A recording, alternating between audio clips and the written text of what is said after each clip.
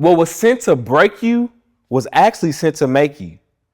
The pain and the problem is the fuel to help you rise.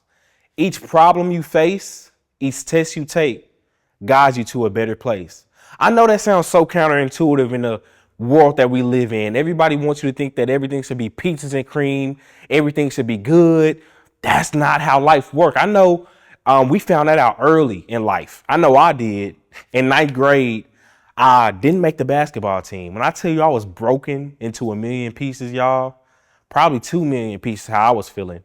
I thought I was that guy. I thought, I had that jumper on me. I thought nobody can mess with me. I thought I should be starting on that team. And I didn't make the basketball team. So what that did for me, that next summer, I'm in the gym 2-3 times a day, training, working on my jump shot, working on my handle. So all that, the pain of me not making the team fueled me to be the hardest worker out there. That next year, I made one of the best AAU teams in my city and absolutely killed it in these tournaments that in Vegas. If you know AAU basketball, you go to Vegas and you play basketball against the best team in the nation, and I absolutely killed it. But I was broken at first, right? I was absolutely broken. I was shattered. But without that experience, I would not be where I am right now without that experience. I know you've probably had a friend that's been heartbroken. His girlfriend broke up with him, and you get 1 or 2 people. You get that person who's completely depressed, who don't want to get out the house, who, resort to drugs, or you get that person who in the gym all day, who, level up, who get a better career. You get 1 of those 2 people. So broken people are absolutely the most ambitious, but you also have a choice. Which one you go choose? You can use that pain for fuel, or you can use that pain to your demise. It's your choice. It's your choice. In this video, I'm going to break it down to you so it makes sense, because I know you're probably thinking, dang, the more healed I am, the less ambitious I am. I would argue so, because God breaks you to bake you. Let me say it again. God breaks you to bake you into the person that he wants you to become. Let me do an illustration right here for y'all so y'all understand what I'm talking about. So let's say you baking the cake, right? You got your eggs, you got your flour, right? You got butter, and this supposed to be the illustration of it. I feel art, so don't judge me. But the egg, that's the suffering.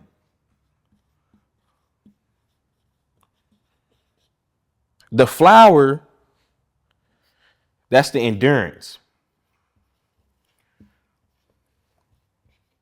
So again, God breaks you to bake you.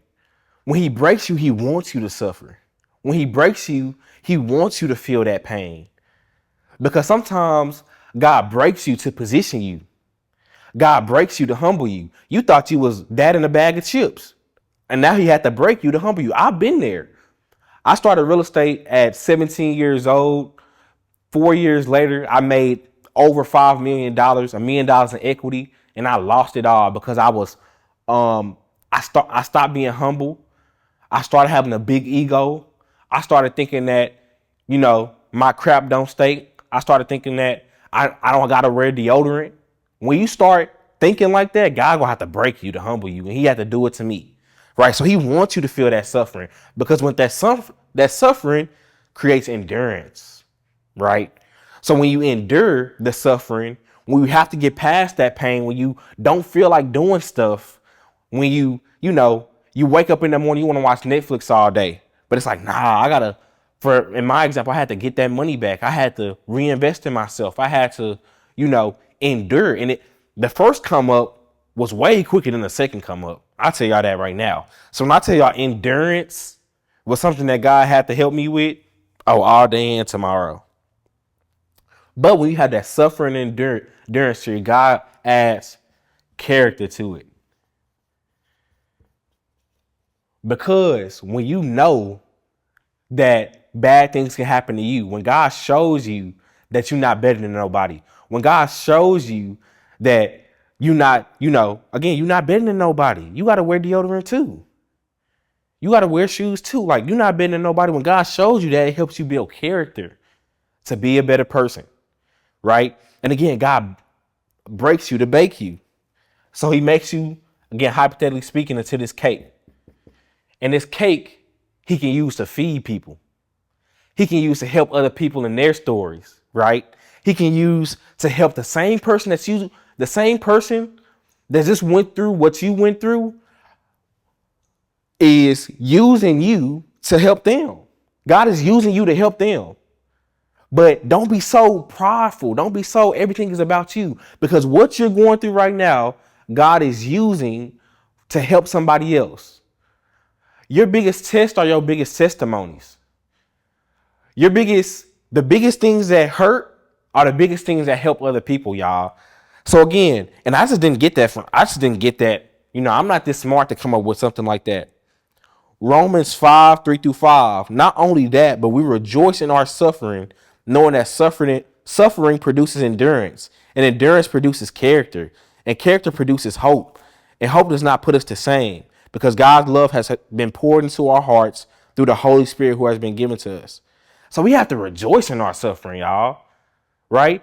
Don't be something happen to you and you just break down. Don't be that type of person, right? Because God is using that suffering for you, for those people around you, for the people that just went through what you're going through. They need to hear your testimony. So when they hear your testimony, it gives them hope. It gives them a good spirit to keep pushing.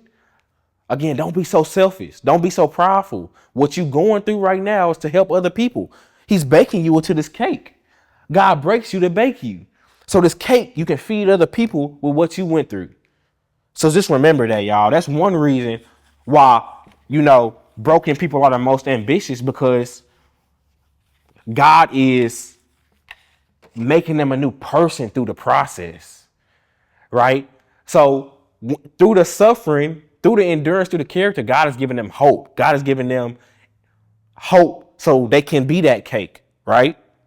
So number 2, no pain, no gain. Everybody want to shine. Nobody want to grind. Everybody want to go to something. Nobody want to go through something, right? You have to go through something to go to something. Everybody, let's say you want to get a 6-pack, but you never go to the gym. You eat whatever you want, McDonald's 3 times a day. You're not going to get no 6-pack. So focus on the gain that you're going to get versus the pain that you're in, right? So people who are broken through the situation, they understand when they've been at their lowest, they understand the only way to go is up from there. So they're not worried about, again, the 6-pack. They're worried about the process because they've been through the process. But, when you're healed, quote unquote, and I don't even know what that means, healed, right? Because we all know the greatest warriors got the most battle scars. Let's talk about it. How you going to be a warrior with no battle scars? You're not a good warrior at that point because you ain't been through nothing. So, again, it's no pain, no gain. The problem is you want the qualities that come with suffering, but you don't want suffering. That's the issue. Like, suffering makes you a better person. When you go work out, it hurts. You don't want to be running. You don't want to be on that treadmill. You don't want to be on that Stairmaster. But without that, you're not going to lose no weight. So again, you have to have the mindset of when you're in the pain, you have to focus on that gain, right? And the more comfortable you are, the more complacent you get. Like, for example, in my relationship, when I first got in my relationship with my significant other, when I tell you I gained about 40 pounds, I got to eating good. I got to, watching Netflix on the weekend. I got to feeling amazing. And she was my high school sweetheart. And that's the girl I wanted all through high school. I was feeling amazing. You couldn't tell me nothing. But I was super complacent, right? I was super complacent. I started gaining weight. I started not putting in the same work I was putting into to get to the place I was at. I started, again, thinking I was all of that. So God got to break you to position you. God got to break you to humble you. God had to break you so he can put you in a place so he can use you. So again, healed, when I hear the definition healed, I hear complacency. I hear complacency when I hear healed, right? Because again, this is life, y'all. This not GTA. This not no Sims. This not no virtual world. We go through stuff every day.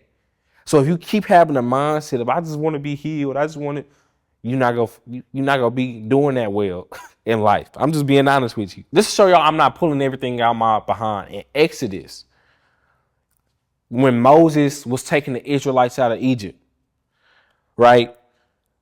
Exodus 1:8-12. Then a king to whom Joseph meant nothing came to power in Egypt.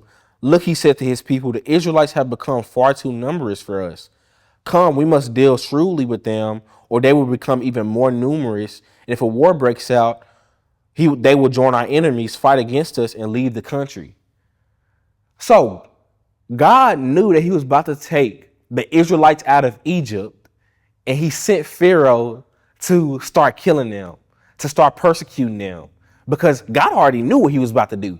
But Pharaoh had to do that first because God had to break his people before he took his people out.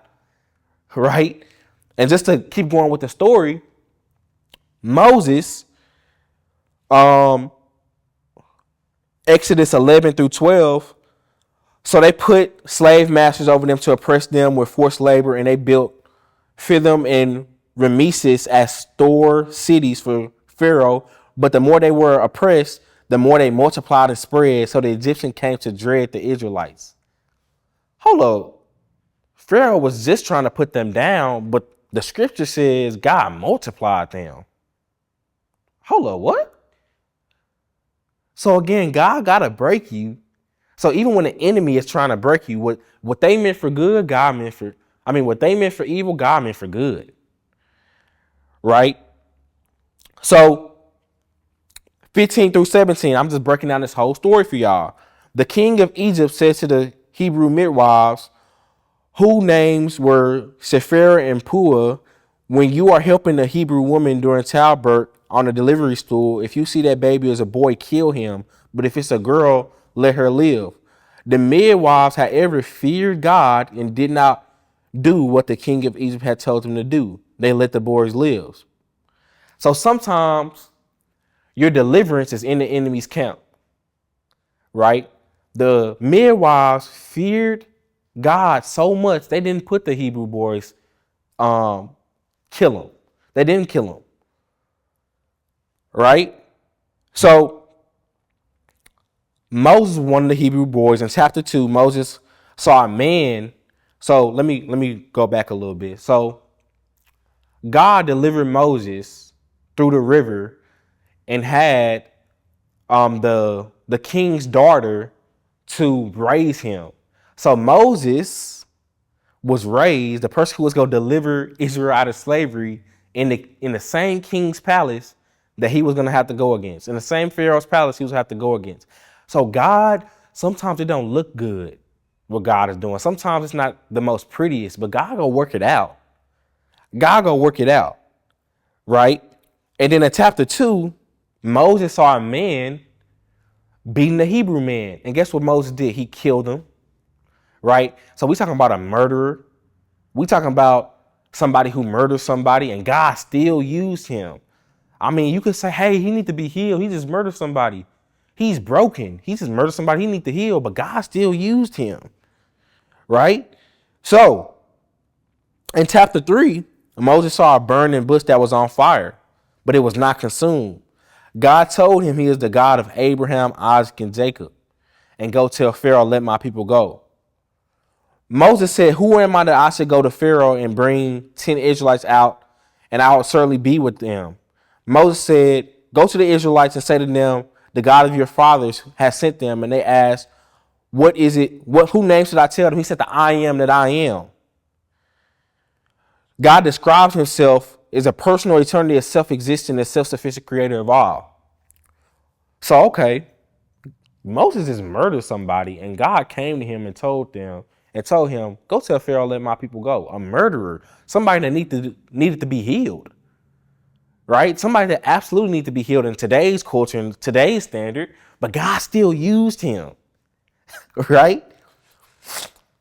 Let me go even further in this. And the point, I'm almost there. I'm almost there proving my point with this. But after God gave Moses, so after that, God gave Moses a couple signs to show him he is God. He turned the staff into a snake. He made his hand diseased and then reversed it. After God did all of that, Moses said, please, Lord, I have never been eloquent, either in the past or recently, or since you have been speaking to your servant, because my mouth and my tongue are sluggish. So Moses was so worried about his inadequacy and was not worried about the adequacy of God. God had just showed him 4 or 5 signs to show him, I'm God, I will be with you. And Moses still was talking about how he was speaking. Is that you right now? You so worried about your inadequacies, you're not worried about God adequacy. You don't know that God's more than enough. Even though God told him to go speak to Pharaoh. God, I can't talk. I can't talk like that. I can never talk like that. Don't be so insecure. Don't be so prideful that you're worried about yourself so much and not leaning on God. Right? And throughout the book of Exodus, he kept saying, but God, I can't speak. I don't know if I could do it. I'm scared of Pharaoh. I don't know if I could do it. I can't speak. He kept saying that. And I got annoyed when I was reading Exodus because he kept saying, Lord, I can't speak. I can never speak. How am I going to do this? So don't be the person that's so worried about your inadequacy and don't lean on God. Don't be that type of person. So I was saying that point to say God used Moses, the murderer, the person that stuttered, the person that didn't believe that God was adequate enough to deliver his people out of Egypt. God could be trying to use you to deliver your family out of poverty. God could be trying to use you to deliver your family to spiritual well-being. God could be trying to use you to break generational curses. But you're so worried about your inadequacy that you're not leaning on God adequacy. So let me give you encouragement today that God is more than enough. God can do all things. He created this universe. The reason I'm speaking right now is God, right?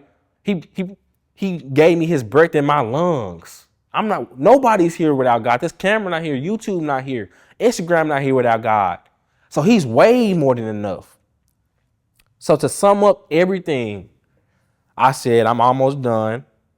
I'm landing my plane. Why are broken people the most ambitious? Broken people are the most ambitious because they lean on God and use the pain of the problem to become a better person in the future. So I want you to take everything from this video, go be baked when you're broken. Understand no pain, no gain. Everything in this video, God could be trying to use you. I post every day, every other week on Thursday at 10 a.m. Come back. If you liked it, like, subscribe, and comment. And I'll see you on the flip side.